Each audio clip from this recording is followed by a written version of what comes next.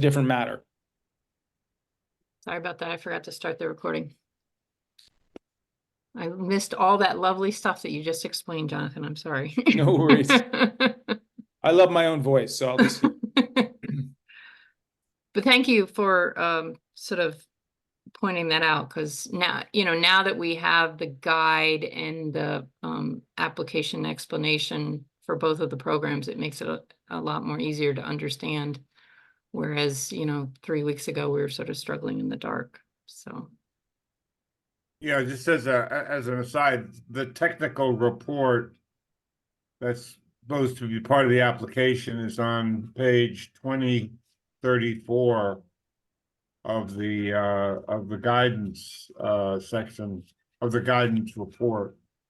And Jonathan and I were speaking about this the other day, and it just seemed to me that, or us rather, that we need to get an ISP, we need to get a partner. And I know Ken had mentioned, or that you had chatted with, was it Frontier, Ken? Right. Right. I think the first order of business in order to tee up any kind of an application is to get an ISP partner and put together whatever type of a deal we want to make with them with respect to this stage of it. Because I think there's so much in the guidance here that it makes it very apparent that you're working with a partner. So. Okay. Well, I don't disagree that we need to we need to try to form a relationship with an ISP partner. But I think we also, if we're looking at this as a longer term project, it's pretty clear that we have to have an accurate map that we have confidence in. Now, I think we ought to initiate that project with forget about the April 30th deadline and forget about the ISP. I mean, there's a separate initiative out there. Is we need to create a accurate map that we have confidence in to be able to describe our community. And if we're going to go that way, I think I would like to reconsider Rich Welch's original proposal that we set up our own database in Kent and be able to download the information as we get it into that database, and that gives us control over it, and we can manipulate it in any way we want. I don't disagree with any of this stuff, but I do feel like I'm not ready to throw in the towel yet. That's why I decided to write the draft letter, to see if we could get the selectmen behind this concept that we need to ask the state for more time.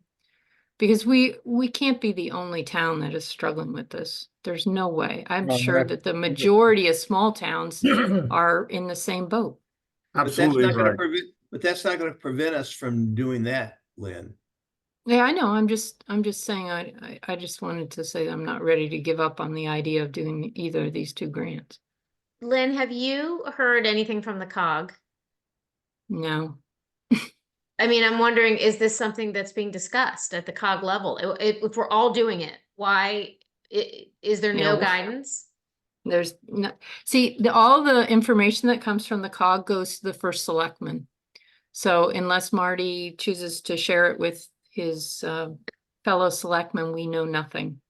Okay. So the COG is, yeah, I mean, it would be logical if the Council of Governments was helping all the towns in Northwest Connecticut. We're all doing the same thing. I know, but unless they're sort of dictated by the state of Connecticut to do things, what I've discovered is they don't really take the initiative to do a project like this. So, Lynn, just to be Mr. Positive now, having been Mr. Negative, the BEAD program is quite different in terms of the requirements. I just went through the materials last night. We absolutely are capable, if we have the information, to challenge individual locations clearly. What is less clear in the BEAD program is what we would get from it and how we would implement it. right, It's a bit of a black box, at least to me, having only been 2 weeks into this. But clearly there are clear guidelines, or relatively clear guidelines. There's some confusion, of course, but if we did a survey and got results over the next couple of weeks with a significant effort, we certainly could challenge, where appropriate, unserved, underserved locations. right. So my thought with the survey was it'd be too onerous to ask for 3 screenshots at 3 different times. So the thought was if we could go back to individuals who actually follow through and give us screenshots and then help them do it 2 more times. And Yes. I think that's probably doable. If somebody has managed to get it done once, they can do it 2 more times at different times in different days. Agreed. Agreed. Yeah. Yeah, I think we only need one just for the alert, like, you know, it's highly unlikely that someone's gonna have one really great number and the other 2 aren't gonna work. Yeah, exactly. Mm, Well, yeah, I guess the I don't timing. agree with Okay, I that, don't but yeah. I'm making yeah. that up. Yeah. As example, the BEAD program specifies you have to test between 7 p.m. and 11 p.m. And the reason why they do that is, we were talking last week, I apologize for all the gobbledygook technical jargon. Some of these services are shared, meaning that if we're all on watching Netflix at the same time, and the peak loads are, for example, 7 to 11 at night, it stresses the IP network more, you get lower performance. So you probably will see significant changes in performance depending on time of day, what type of service people have, et cetera. Depends. It's a crapshoot. But we should ask people to do it between 7 and 11 is what you're saying. Probably might be a good idea. Yeah. I'm just going to take one more shot at my concept and be shot down, which is fine. Is it worth us still asking for people to also have the opportunity just to register numbers, download, upload speed, if we are concerned that that's going to be such a high bar for people to give us a screenshot and upload it? So at least those people who have poor performance, we can go and give them help and succeed in getting 3 shots? Or do we think we're just asking too many questions? Go ahead, Sarah. Say what you're going to say. I like the idea of getting one number and then following up if it looks problematic. But I'm just one vote. I don't care. My fear was that if we put in fields where they can put upload and download, they won't do any screenshot. I think But you're I right. mean, but we also we're gonna have to go back to people anyway, so in As I terms said, of data collection, it makes a lot more sense to have the numbers, and then we wouldn't even have to put them in. yeah, Lynn, as I was saying to you, it's really a question of what we want to be biased towards. If we want high response with some information, my thought process is that giving them a field to fill out as opposed to a screenshot might get us better results. I 100% agree with you. If you give them a path of least resistance, they will take that path of least resistance. So we'll get less tests, but I think we'll also get less results. So it's whatever which way we want to be biased. And if we just get upload and download speeds for a large number of residences, we've got a lot, it tells us a lot. And we can always go back to selected households and hold their hand and get screenshots. Right. I'm in. But Do we need the screenshots from everybody or just the What? people that have terrible service? We need it. Well, Rich, last week when we talked about it, we kind of figured out that the majority of people in Kent are probably underserved. So we would need it from anybody who's underserved, meaning they don't meet the upload and download speeds, or upload or download speeds. So that's, so Okay. the answer to your question is yes, everybody. it's 325, right? It's 100 I'm sorry. over 20. 20 with 100 millisecond latency. Okay. Oh, do we need the latency information too, Jonathan?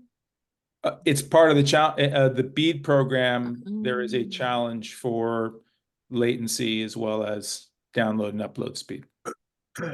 Okay.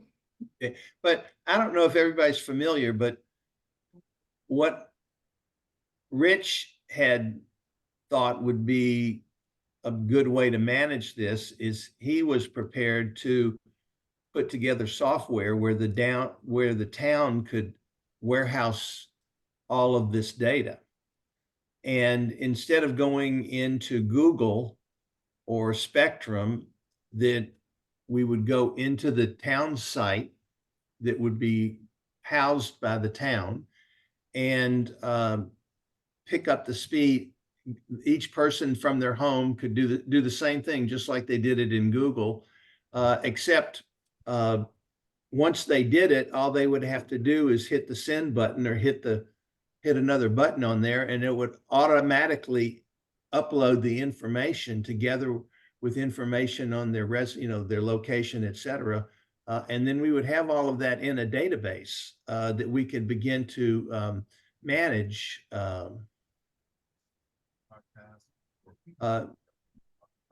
Whereas if we don't do it that way,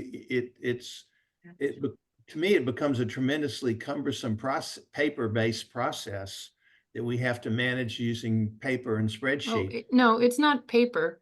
Google is going to generate a spreadsheet for us. So when you fill out a survey, it's going to go automatically to a spreadsheet. We will, for the hard copy surveys, we'll have to input that, but we would have to do that anyway for any hard copy. Yeah. So, Rich, Rich, is I'm misstating what you were proposing to do? No, that sounds about right. It would be hard for me to do an automated speed test on Google's platform, but we could do that on our own. If we had control of that, we could do an automated speed test, no problem. I could even generate images based on it. Yeah, not really a problem. But Rich, your Get them to click concern 3 was, times is the problem. yeah, but What? your concern was that you didn't really have the time to do it. It's a lot of within- work. 30 days. Yeah. 30 days would be tough. Yeah. No matter how even with nothing on my schedule, that would be tough. Yeah. I'll try. I'll give it a good shot though. Yeah. I mean, the thing is that we if we do this, the Google survey through Google Forms, we will have some data. We won't have 100%. We won't have 100% any way that we do this, but we will have some data. I can still put that in a database. Ken, no problem. And I can volunteer paper copy input support. That would be cool. Thank you, Sarah.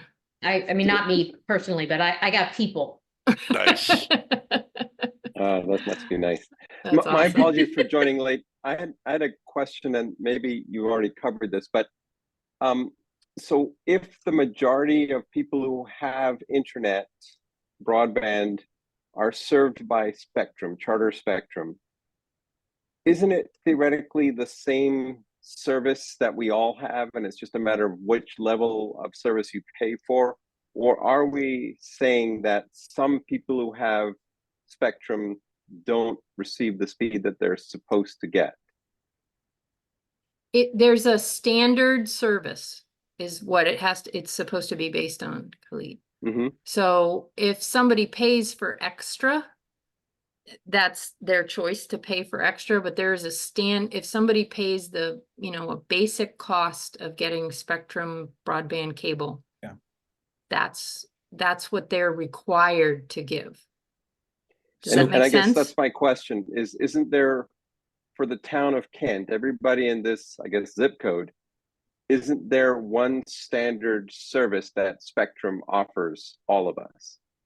Yes, but Yes. even that standard service is not meeting the minimum goal of the Yeah. BEAD program. And my understanding is there's variability among the neighborhoods. Correct. So For instance, coax, I've gone through and I've checked my upload and download speeds, and it shows at download 100, upload 10. Depending on what time of day that I go in. Yeah. Sometimes I'll go in and download 100, upload 5. Now, if you go to the FCC website, it says that I've got download 300, upload 50 or something like that. Okay. So Yeah, Khalid, the main takeaway is that Charter's using a coax DOCSIS network, and it's shared. So depending on how they've laid this network out, which I know nothing about, none of us do, it will either can support the number of users on any particular head end supporting those people at peak usage or not. So one of the reasons why this test will be useful is we'll hopefully get some sense as to what service level people are actually getting versus what they're contracted to get. Can I ask Okay. a dumb technology question? Go for What- it. So let's say, at the library, we use the Connecticut Education Network. I just ran my speeds on 540 over 450. Like, it's pretty good. So I have no idea what I have in my house because who cares? I don't bother with looking at that, but I can look at that when I go home. I live in the village. So would there be other reasons, like my home's technology, my old modem, my crappy wires, like things that are in my house that would be slowing me down, that it's not Spectrum's fault? Like they can't, or do they also have to give me a new modem? I guess is my question. So like, are there other things that would be getting in the way of somebody's upload and download speed that are not literally the cable is not running to your house? Well, Sarah, I'm from New York City, so it's always the cables company's fault. That's our rule. But you ask a very good question and a sensible one that I'm sure Charter or Frontier or others might contest, which is that it is true they have a demarcation point. There's actually a legal demarcation point of which that's to where they provide their service, which does not include in many cases your home. It is possible, theoretically, that your Wi-Fi modem or your cabling in your house could provide a degradation in service. It's unlikely that it would be extreme.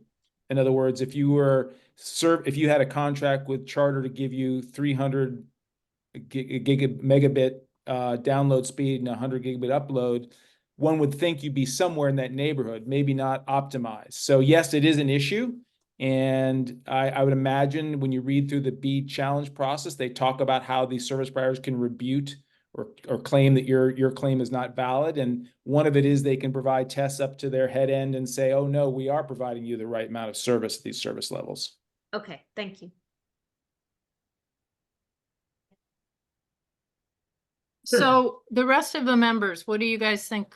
What is your feeling on should we proceed with the survey and amend it to include fields for the upload and download and I guess Yeah. latency too? yeah, I think so. Look, if we're taking a vote here, I would accept that recommendation that we amend the survey to get the minimal level of information and the maximum level of participation. Let's not worry about the screenshots yet, but let's do something recommended. Hey, Khalid, is it worth you just giving us, I know you sent us a great email, thank you, but summarize your conversations or anything you think you've learned about the opportunities or not opportunities that we have here with this information in the near term? Sure, I pretty much included everything in the note, but the Spectrum person I spoke to sounded wonderful and very cooperative, very supportive, lots of great information. And if Frontier were to deploy fiber in the town of Kent, I think all our problems will be solved. But it sounds like that may be 1/3 of the residents, and it's not definite yet. So they're planning on it. So I think that'll be great if it does come. They are a smaller company, clearly, and they are working hard to spread throughout actually the US. So they're working on it, but they're probably not going to be in a position to partner with us for some of this. Maybe the BEAD funding, if we do get to a point where we have to get that, I think they'd be open to discussing that further. So very positive on the Frontier side. It's just a question of when they'll be deploying stuff. It sounds like this year, but I'm not sure about that. Spectrum Charter, as I noted, I kind of eventually heard back that, yep, you don't have the right person. I'll get you the right person. What I'm just thinking, kind of based on those conversations, when I do speak to Spectrum, it sounds like this is, because I actually just did my upload download test, and I'm usually at 300 down, and I can't remember what up, but now I'm 91 down and 5.4 up. So that's not good. But I guess that's not a problem for the federal government. I assume that's a problem, my relationship with Spectrum. And that's kind of what I'm wondering here. So we're going to get all this data, which I think, yes, it makes sense. We should do that. But then it's not like we're going to the federal government for funding for a solution. There is a wire that comes to my house. It is capable of doing what it should do. It's just not, maybe because it's very busy right now. Maybe there's a lot going on in the house or something down the street. But that wouldn't be me saying, federal government, fix it. It would be, hey, Spectrum, here's a screenshot. Can you fix it? Can I ask a quick technical question as well? Like, if my kids are both on their iPads right now doing a Zoom as well, is that going to affect my speed test? Yes. Absolutely. Yeah. So, I mean, I think you could do this. The data is going to be pretty sus, as my kids would say. So I don't even know what we're going to do with it once you get it. I mean, you have to ask people to be the only person online, and they're going to all be done at different times of the day. Some people will probably do a screenshot. Some might have the latency. Some might not. I don't know what it's going to tell us, to be honest. And I was part of the committee that did a big public outreach for new POCD on the Planning and Zoning Commission years ago, and I think we got like maybe 50 people to do a survey online.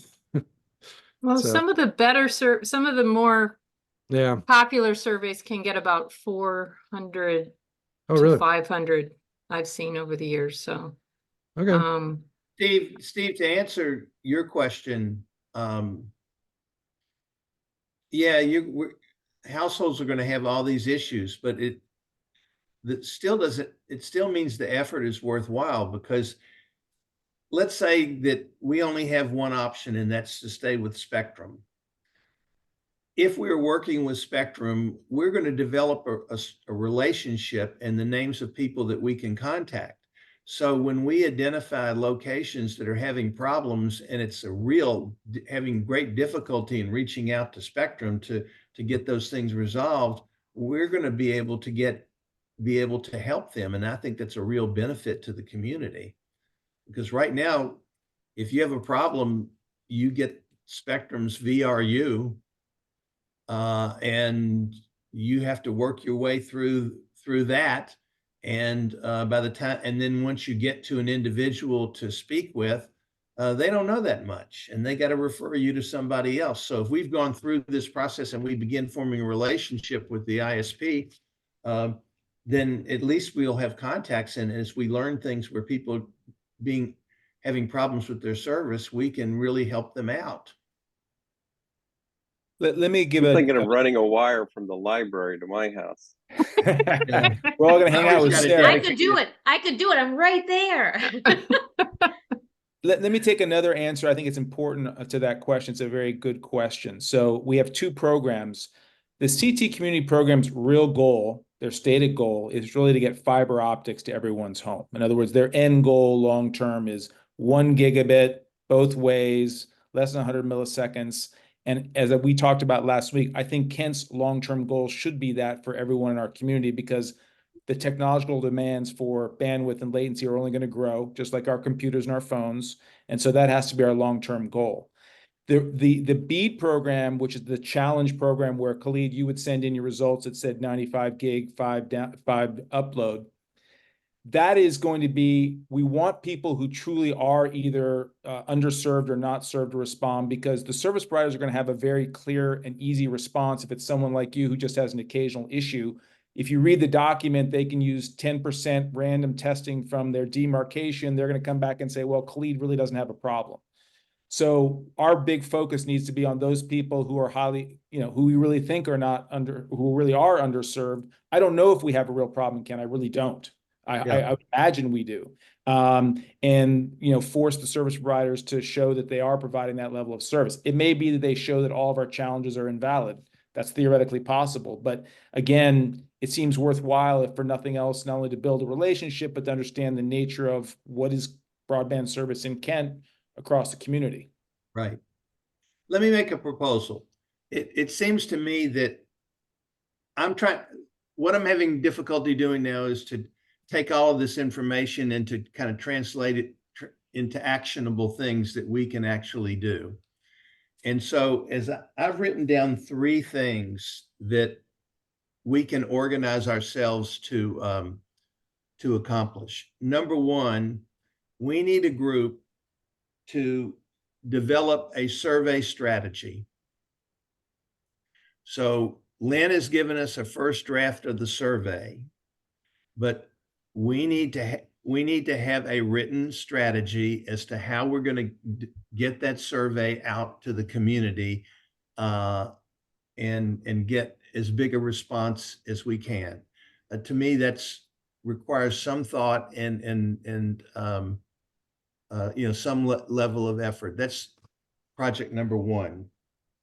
Project number 2, which Khalid has already started, is we need to begin to develop a relationship and strengthen that relationship with both ISP providers in order to find out how they can begin to help us and where we can get feedback from them and develop a line of communication so it doesn't become so hard to to get information directly from them. So that's project number 2. And then project number 3 is we are going to need an army of volunteers to, the few number of us, we're not going to have enough time to go out into the community and follow up on all of this. And so we're going to have to enlist volunteers who will be willing to help us do that. And I think that there will be a lot of people in the community who will volunteer, but it's kind of organizing the book sale at the library. You have to have a group or to organize those volunteers, to get information out and to manage them and to get things back.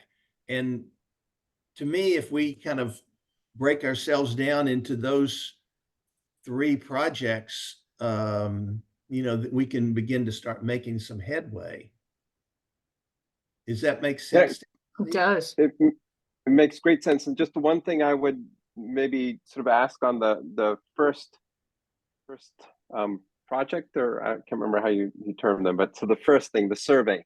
Yeah. We, based on this map and based on the government's map, I think we know where people, the government, the ISPs, think that people are not served, meaning that map that I circulated, there were like 41 locations. Yeah. And we focus the survey as a priority on those 41 locations and then try and get as many others as we can. But I think those are the ones that we think we know for sure are unserved or underserved. And then at least we'll have some tangible, because if we say survey comes to my house, I'm going to say, yeah, I think I have it. So I'm not a useful subject, but I think those 41 would be. So is there a way to target that survey? Hi, Doc. Hi, how are you? I think we should survey as many people as we can, but Yeah. then there should be sort of a secondary focus, like you are Okay, suggesting, great. Khalid, that we would No problem we at would all. make sure No the problem. people that I are look forward to seeing you in a unserved couple weeks. are that we're Thanks getting for the heads data up. from Bye-bye. them. But if you did it like I was suggesting, we would kind of have a subcommittee and more limited number of people. Those of you who would volunteer to be on that subcommittee would focus on the survey strategy. And this is how we're going to do it. And you can talk about the detailed elements of how you want to go about doing that. And then others of us can work on some of the other other elements. For instance, I would be happy to try to get my arms around, organizing a volunteers network so that when we have to go out and knock on doors or go meet with people to help them do stuff that we can have arms and legs to do that. That makes sense.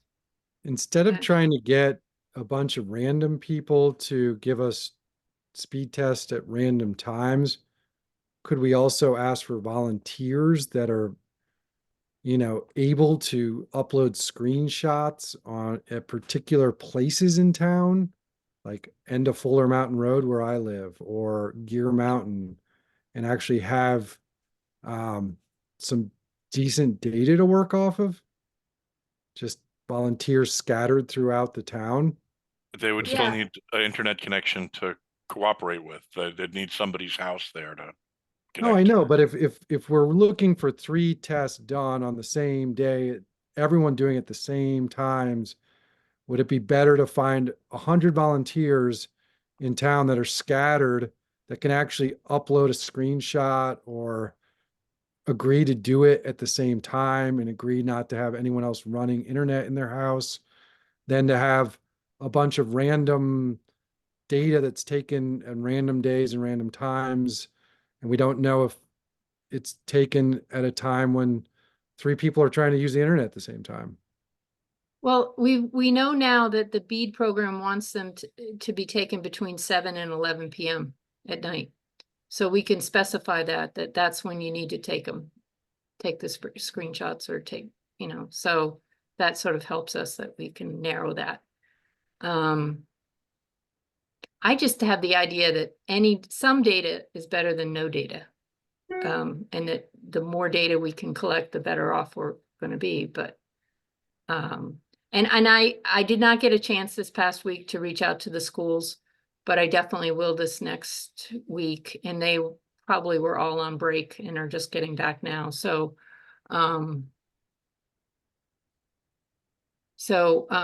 we had talked last week that we would reach out to the high school age students and see if they would be willing to do community service to help people. And I think that could work, particularly in places like where there's congregate housing, like Templeton Farms and the Kent Affordable Housing complexes, because they're all grouped together. So you could go from house to house, from apartment to apartment, and be able to get them done in a pretty quick amount of time. Has to be done at 7 o'clock at night, though. Yeah. But now that we know that, we can just forewarn people, Bunch of people lurking around with laptops at night. Right at dinner time. Yeah. Yeah, just one thing to say, Steve, it's a very good point. In the BEAD program, there is the concept of areas of challenge. In other words, if you meet a certain threshold of people who you think are not getting the required service levels in a designated area, and I believe, I'm going from memory here, it has something to do with either census block. There are various definitions of these areas. So if you have a certain number of challenges, you can challenge the service level in the whole area from a particular service provider. So if we got to a certain bare minimum in certain areas, that would certainly be useful. So it's a good suggestion. And you do have, if you have a minimum, then there's sort of an assumption that not everyone is getting it. Yeah. Yeah. Just to follow up on Ken's thought, if we looked at the private schools here in town, if anybody knows, do they generally have someone who is kind of like organizing the volunteers to Yes. go do this, do that? Yes, they have community service program directors. Each one has that. Well, maybe it would make sense to identify them. Yeah, I just didn't get a chance to do it this week, Eric. I'm Oh, sorry. no, Yeah. okay. No, And it was I just know a all follow-on- of them. I know all of them, and I will reach out to them in the next week and see if we Well, can I make was it just happen. following up on Ken's thought because I Mhm. mean, if we got those folks on board to know about the project and see and then explain what we want to do and push it down into the different volunteer groups, it seems to me we could maybe reasonably readily identify a group. I mean, they're probably in spring semester and so I don't know when school's out and all that sort of business, but They're out at the end of May or beginning of June, okay. so we have a couple of months We to have a couple of tap months. into them. Yeah. Yeah. We So- also may be able to tap into, there may be some members of the Kent Lions Club, maybe some members of the Kent Chamber of Commerce that we could enlist to help us with this kind of thing. And, I was just thinking about it. It probably makes sense to put it right at the bottom of the survey. Would you be willing to volunteer? We are in need of volunteers. And I've been very impressed by when the selectmen have put out that we need people to serve on different things. The cemetery committee that we just put out, we got a whole slew of people, which was awesome. So people, if you tell them specifically what you're looking for, a lot of times people will step up. And even this committee here, So Well, cemetery, that's hot stuff. We all need to get buried. Yeah, but we need people to deal with this stuff. So yes, I think Ken's idea is wonderful. I love the idea of having sort of a three-pronged focus. And I think we move forward. In terms of the survey, I think Marty will be sending out his next monthly email, and we can get it in there. And then we might even be able to do it as a separate email if we don't get an initial great response. And then we also should do, as we talked about several meetings ago, we should do a postcard. And I can certainly put something together and then to give it to you guys to take a look at. And we'll have a QR code that people can scan and make it as easy as possible. And that way we know we're at least hitting every household in Kent. So, as far as paper copies go, which I think will be an issue, have we identified spots? Obviously, the library is thrilled, happy to do it. I'm sure we can leave them at town hall. Are there other anchor organizations that could host them, like the post office? I'd love to see, both post office who would be willing to do that. Anyone else? Any other places? Make sense? Is the post office more open to that kind of thing? I know there was a while there where they weren't. I don't know. I I don't know. We certainly could ask. I mean, they used to do flyers and everything, and now I don't think that's allowed. I think South Kent is still pretty user friendly. I'm not quite sure about Okay. the Kent post office, but South Kent still seems to be kind of cute. I did reach out to, or I have calls into both Kent Center School and the social services, but haven't heard back yet. Okay. I also wondered if Sarah, if you'd be open to having people drop the survey off at the library, because I know Sure, I yeah. remember you guys doing that before. Okay. Happy to do it.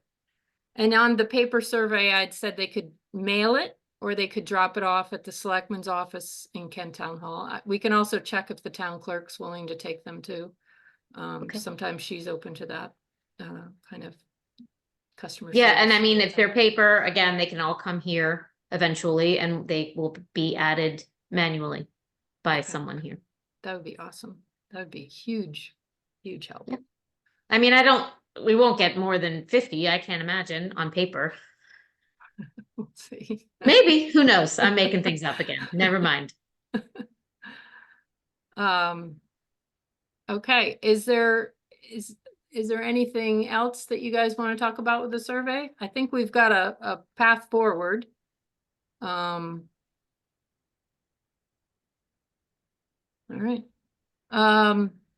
We did sort of stray into the bead information and the connected communities. Is there more, Jonathan, that you wanted to talk about, that you think we should talk about with the bead program and now that we have the ability? Oh, you had said to me that you thought we definitely should do the license. Yeah, And we need that license. So BEAD has already published a list of sites that they believed are not served or underserved, but they're using the map location codes, which to us is, Hungarian. And the only way we can translate that, I believe, is if we get the Type E license that allows us to link street addresses with those codes. So I think it'd be very useful. A license for what? There's a it's proprietary database of that links street addresses with map IDs, which we need a license to get access to. and it's free. And I think I can probably apply, but I was a little nervous doing it without Marty's approval. So I was going to ask him tonight if he was okay with Sure. me doing that. And you also said we need an FCC registration number. You need that to get the license. It's just Ah. it's a two-step process. It's in the back of the BEAD document you sent the link to. It repeats it. I just put it in easy link format, figuring you might have someone in the town do it, so it might be easier for them just to pop through the process. Okay. So yeah, I just wanted to make sure that the first selectman is okay with me doing that. Yeah. And I think the other thing, Lynn, the town, I don't think the non-town elected officials can do, is we do need to sign up for the BEAD portal. I mean, we need to, because I think once we get access to that, we'll at least level set on what needs to get done if we are going to make challenges and what it's important. So originally they said all you need to do was send an email, which I did do the day that they told me it was possible to do that. And I got confirmation back from them, but I will go ahead and Okay. click the link and go through the process if there's anything more to add to it. All right. So I think that is now with the Connected Communities Grant Program, Eric and Jonathan, since you guys both read through the documentation, Sure. is there anything that you guys learned that you think is important for the rest of the committee to know that you haven't already shared with us? Well, first, I'm happy to send out, I took notes and I'm happy to send a summary to people if they want to suffer. I think the most important thing to state is that it's a competitive process. In other words, this is not a qualifying program. In other words, we would be competing theoretically against other towns, municipalities, ISPs that apply. There are very specific criteria that the applications will be judged on, which is driven highly by the technical standards. In other words, they're very biased towards fiber optic deployments. They're very biased towards deployments that are going to help economically challenged areas. And they're very biased towards people who can do this in a cost-effective manner. So Right. the standards are quite high for a small town like Kent to meet. And as we said earlier, not to repeat, I think without us either being the lead with a service provider really doing most of the work, or us being a signatory to their application, it's probably not realistic, specifically in the time frame as you've mentioned, Lynn. A lot of other details, and just a reminder, that is the program as had been mentioned previously, that requires matching funding. In other words, you have a budget of 100%, you have to meet at least 25% of that budget through an independent source. Now, that could be a service provider. That does not necessarily have to be Kent. But as I think Khalid pointed out, the economics of Kent might make it a challenge for a service provider to want to raise their hand and say, yes, we'll contribute that 25%. You had mentioned, Lynn, at one point there was $800 had been set aside. Was that for something else? That was originally for the cost of hosting the data that we were talking about before, Oh. that Rich Welsh had done some calculations for us on. So we can use that money for postage and printing We're of the gonna need postcard. it. Yeah. It's expensive. Yeah, Oh, Right. so not a pizza party. Okay. no. No. But Jonathan, don't you feel that we discussed this, I think, we got to get an ISP in the process here? I mean, because I would so many say, things in the application that we would need an ISP input on. So I Frontier would say would with talk to 99, us. yeah, go ahead, Khalid. Sorry, I was going to say Frontier would talk to us if it's the BEAD program, not the Connecticut one. They Yeah. said Oh. the money is just not there. We're Not all spread there. out. 40 I was million doesn't afraid really of that. cover much. And then Eric, I've it's- yet to it's- speak to Spectrum. 99.99% certain we would need a partner for a million reasons, practical, technical, and otherwise. Well, should that be another item? I mean, Ken gave us 3. Should we add a 4th item on there, which is to move forward to try and get an ISP on board, or I think that's what Khalid's conversations That's are around. item number 2. I'm sorry. Okay. The only thing I would say on that, I don't know, maybe Lynn or Rick or others know, do we also have contact information for Verizon and T-Mobile or anyone we've worked with in the Kent community? Rick, do you know that? I don't have any contact information.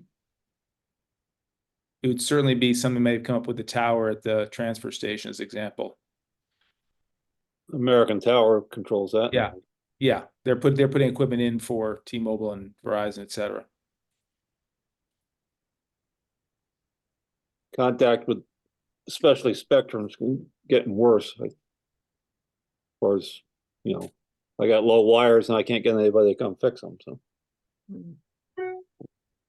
The reason why I was mentioning that is that in principle, at least in the BEAD program, fixed wireless mobile is part of it. So people like T-Mobile or Verizon could partner theoretically with us. I don't think it's a good solution, but they're Yeah. I didn't realize that. So we are talking about not just a landline now, it's wireless as possible. As I understand, and Lynn knows, I listened to the webinar and I've read, and I'm pretty technical proficient, but there's so many definitions they keep. So on the webinar, and Lynn will check me, they said that they are focused on, I'm gonna use my own terminology, wired broadband, which would be cable operator, DSL, or fiber optics, or a licensed fixed mobile provider. So for example, you have a dedicated gateway at your home and T-Mobile provides you home internet over advanced wireless services like 5G. They said satellite was not part of this, if I understood Lynn correctly, which is interesting because when you go to the FCC map, they show a lot of homes as being served, but it's all satellite, which is interesting to me. So yes, Khalid, I think it includes the 5G fixed mobile type services that are not very common in our area, but common in other areas. Mhm.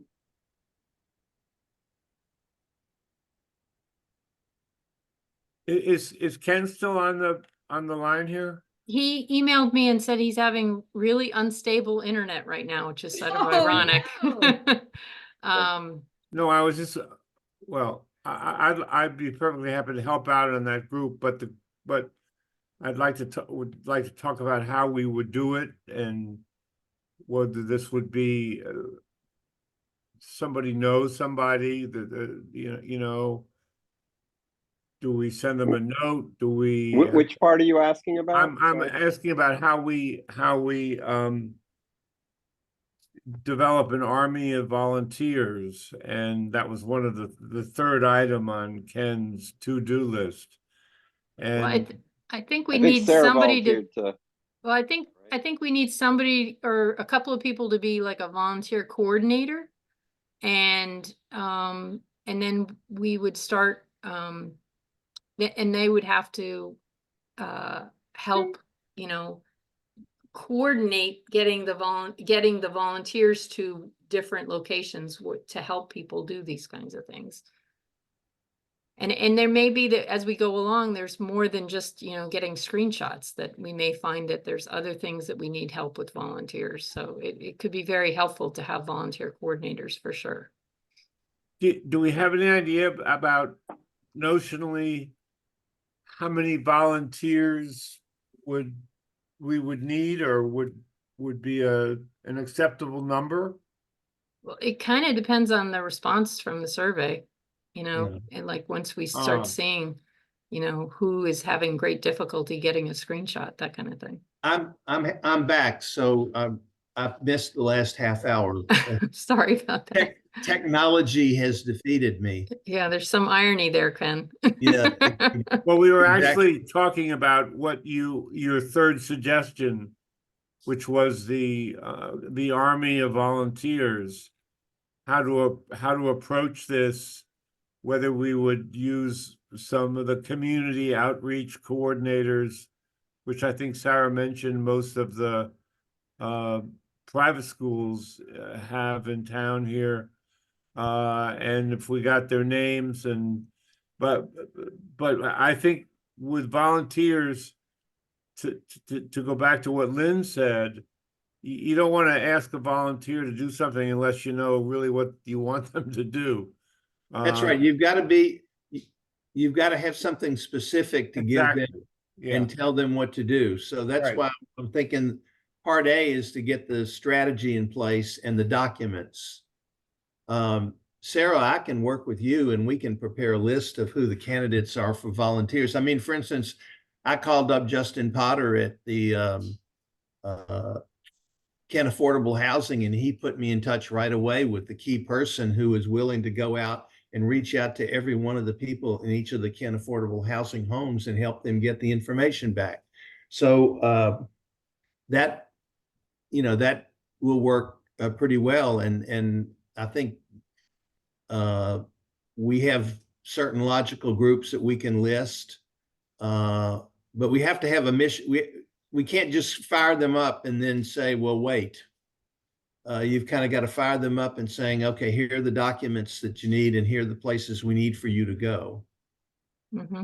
And that relates back to Lynn's point about when we would get surveys back that would be the basis for what we would be needing to go out and ask for. Well, I think we can get the survey out within a week. And then the next week would be the survey responses would be coming through in. I mean, some people will do this very quickly. So we could potentially have, 100 responses within, 24 hours of sending the survey out. I mean, they just did a survey for Park and Recreation, and they got 84 surveys in the first 6 hours. So people tend to respond pretty quickly if they're going to respond. And I think this is a hot subject that people are interested in. And if we make it easy enough for them, I think you're going to get a big response. And there's certain social media places where everybody in town goes, in addition to the First Selectmen's. And we can once we post on there, you're going to you hit on this link, you download a copy of the survey, you fill it out and send it or email it to the library. And I think that you're going to get your mailbox full. Yep. Well, they won't need to email it. It'll go right through the Google. Right. It just goes into, Yeah. The cloud. It goes into a spreadsheet. Yeah. Yeah. So do any of the people right here on this want to be a volunteer coordinator or partner as volunteer coordinators? Because I'll be glad to participate in that. So. Okay, that would be awesome, because I think it's going to be key to have a coordinator who the people from the private schools can talk to about, okay, I got a group of 5 kids that can come on this night to go to this location, that kind of thing. I mean, that's a pretty good, easy lift for me here. I'm here all day. Mm-hmm. Okay. So, yeah, I'm happy to do that. No, I'd be happy to help out with that too. Excellent. Okay. As somebody, when I was out, has somebody already volunteered to do for the survey strategy? No, but I definitely will help with that, for sure. I will certainly work with Lynn, as I've been trying to do in the background, to help out best I can. Anybody else? Okay. And then Khalid, are you willing to keep going with the trying to develop a relationship with Frontier and Spectrum? Yep, I think Frontier is very easy, very pleasant to work with, and they'll be happy to work with anybody, but I'm happy to stay connected with her. And then Spectrum, yep, as soon as I get the follow-up, I'll pursue that one, and happy to keep chasing that. Did you get the feeling that they have the structure of where they're actually actively trying to seek some of this federal money, or not so much at Frontier? They have the structure. Their priorities are like sort of any company, I guess, where there's a profitable place to, adventure into. Kent is on their plans. It's a question of, I guess there's some things that are holding them back. Yeah. And if they said they'd be happy to work with us if we do get into that case, but I guess it's they're competing against the well-established Spectrum. So if everybody's served by Spectrum and they lay the lines and nobody wants Frontier service, odds are they're going to say, all right, fine, we're moving somewhere else in the entire United States. So we just have to, they'd be good, I think, as long as there's a demand.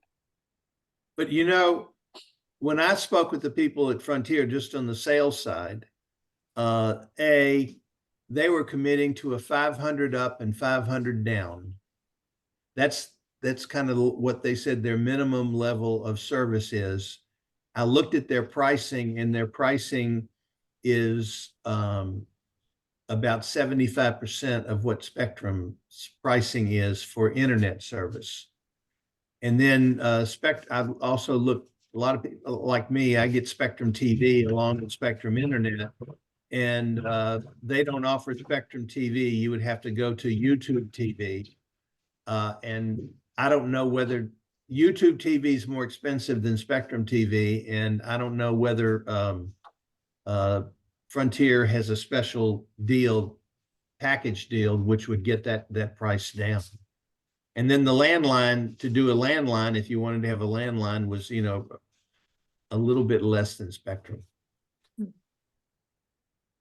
No, I think it would be a persuasive thing to do. It's just a question of will enough people do it to make it worthwhile for them. So anyway, I think they would be a good partner, depending on if everything lines up. But I heard you say they're not interested in the connectivity program. They won't be a partner with us on that.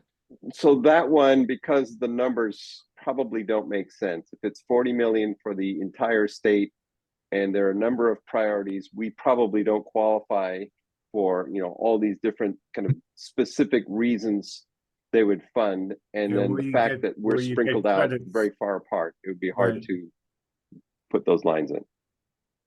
Lynn, we're a bad horse to bet on in that race. It's a more succinct way of saying it, yes. Yeah. And the other thing that's nice about BEAD for the providers is there's not, the community program has like a 2-year timeline. You have to commit to timelines or else they claw back. I mean, it's quite a complex undertaking versus BEAD is going to offer, one-off opportunities to acquire new customers. So I imagine that's quite attractive if it works for that service provider. Okay.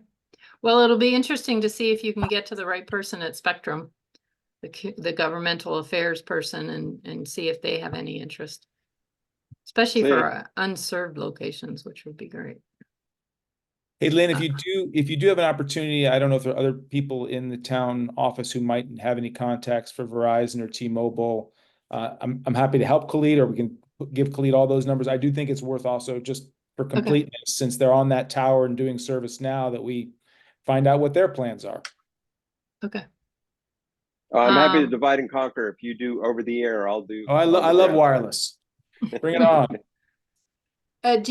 Rick, could you share that with Jonathan, the contact information that you have, or?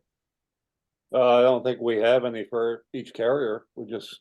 If you give me American Tower, American I'll Tower. reach out to them.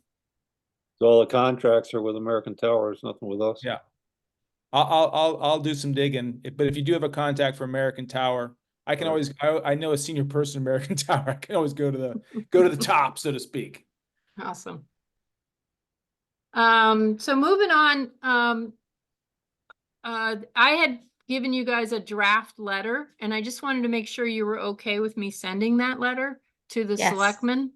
And I'm hoping the selectmen will endorse the idea tonight, and we can get that out to Yes, Deep and also the state rep and state I senator. thought the letter was fine.